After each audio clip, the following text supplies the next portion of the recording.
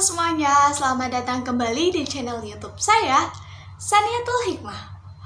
Oke, kali ini saya akan membahas mengenai modal kerja atau working capital, yaitu bagaimana cara seorang manajer keuangan mampu untuk mengelola modal kerja di perusahaannya.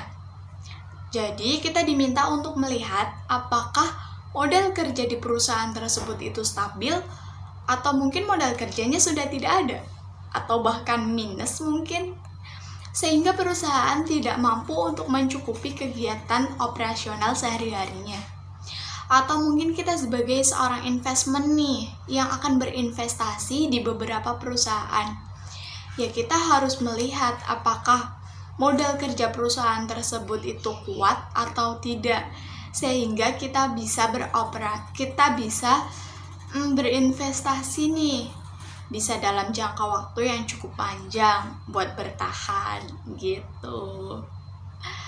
Oke, untuk selanjutnya kita akan mulai membahas dari definisi modal kerja atau working capital. Nah, modal kerja sendiri ini biasanya digunakan untuk mengukur kekuatan finansial suatu perusahaan atau guna memastikan kemampuan perusahaan untuk tetap harus beroperasi dengan optimal dalam jangka waktu 1 tahun. Nah, kita tidak bisa melihat jangka panjangnya nih, karena yang kita ukur itu merupakan aset lancar dan juga hutang lancar yang biasanya kurang dari 1 tahun atau 1 tahun.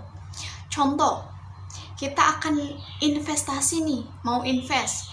Ada perusahaan A dan perusahaan B. Perusahaan A sendiri memiliki aset lancar sebesar 200 juta dan hutang lancarnya sebesar 120 juta. Lalu untuk perusahaan B memiliki aset lancar sebesar 300 juta. Lalu hutang lancarnya sebanyak 350 juta. Nah, kira-kira kita bakal memilih yang mana ya? Caranya yaitu kita cari perusahaan yang hutang lancarnya tidak lebih besar dari aset lancarnya. Jadi tadi kan perusahaan A aset lancarnya sebesar 200 juta, lalu kemudian hutang lancarnya sebesar 120 juta. Nah, kita cari dulu nih modal kerjanya, yaitu dengan cara 200 juta dikurangi dengan 120 juta, maka akan menghasilkan 80 juta. Nah, itu yang disebut sebagai dengan modal kerja perusahaan A. Lalu untuk perusahaan B sendiri 300 juta aset lancarnya dikurangi dengan 350 juta hutang lancar, maka akan menghasilkan minus 50 juta. Banyak banget ya. Nah, otomatis dari situ kita akan memilih perusahaan A yang jelas-jelas tidak menghasilkan minus. Selanjutnya, modal kerja bersih. Di sini modal kerja dikurangi dengan hutang kerja. Nah, akan menghasilkan modal kerja bersih. Biasanya modal kerja ini digunakan di tahun yang bisa dipertahankan. Kalau misal modal kerjanya lebih besar daripada hutang lancar, maka yang harus perusahaan lakukan yaitu yang pertama, perusahaan masih bisa membayarkan hutang-hutang lancarnya. Jadi kalau misal modal kerjanya lebih besar, sebisa mungkin sebagian modalnya itu kita gunakan untuk membayarkan hutang-hutang lancarnya. Lalu yang sebagiannya lagi bisa kita gunakan untuk biaya operasi maupun biaya operasional maupun biaya produksi atau yang lain-lainnya. Lalu yang kedua, perusahaan masih bisa beroperasi, yaitu tandanya perusahaan masih bisa melakukan pertahanan dalam jangka waktu yang cukup panjang. Lalu yang ketiga, perusahaan mempunyai dana investasi. Ingat, jangan sampai ada dana yang menganggur, karena dana yang menganggur itu tidak baik. Sebisa mungkin kita gunakan dana itu untuk berinvestasi. Lalu, bagaimana kalau modal kerjanya lebih kecil daripada hutang lancarnya? Maka perusahaan harus melakukan hal-hal sebagai berikut. Seperti yang pertama, perusahaan harus mencari hutang jangka panjangnya. Kenapa harus jangka panjang sih, Kak? Ya karena kita membutuhkan beberapa banyak waktu selama mungkin agar kita bisa melunasi hutang-hutangnya. Kita butuh waktu untuk melunasi hutang-hutang tersebut.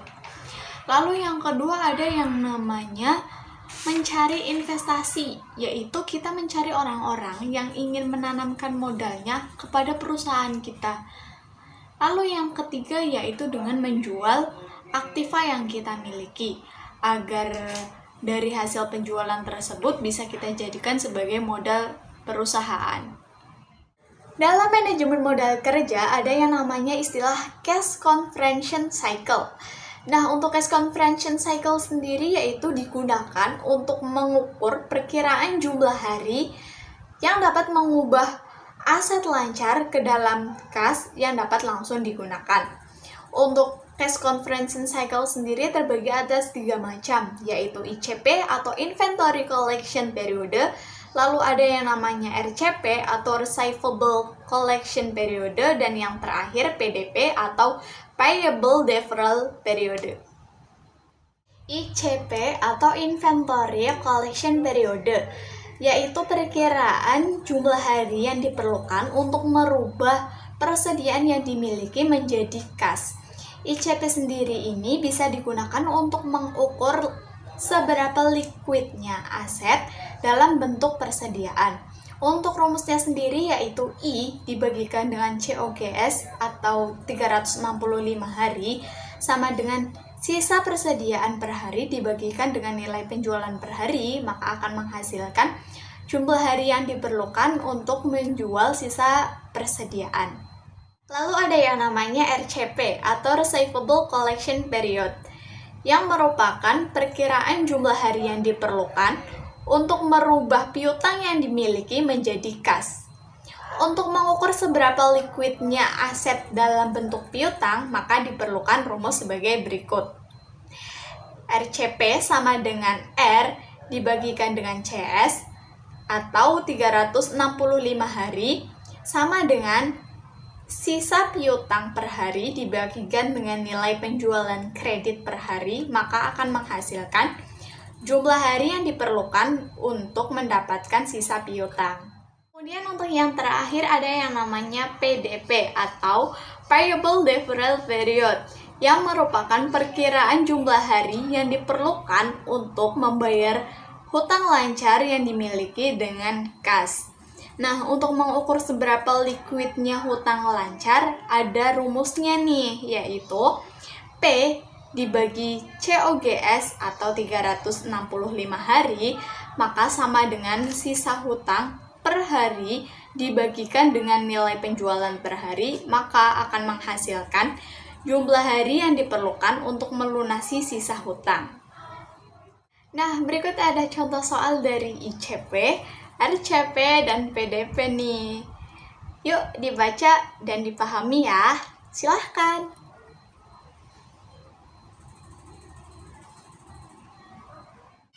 Oke, sekian materi yang dapat saya bagikan. Terima kasih kepada Bapak Brian Givan selaku dosen dari Manajemen Keuangan yang telah menjelaskan mengenai manajemen modal kerja. Terima kasih Bapak.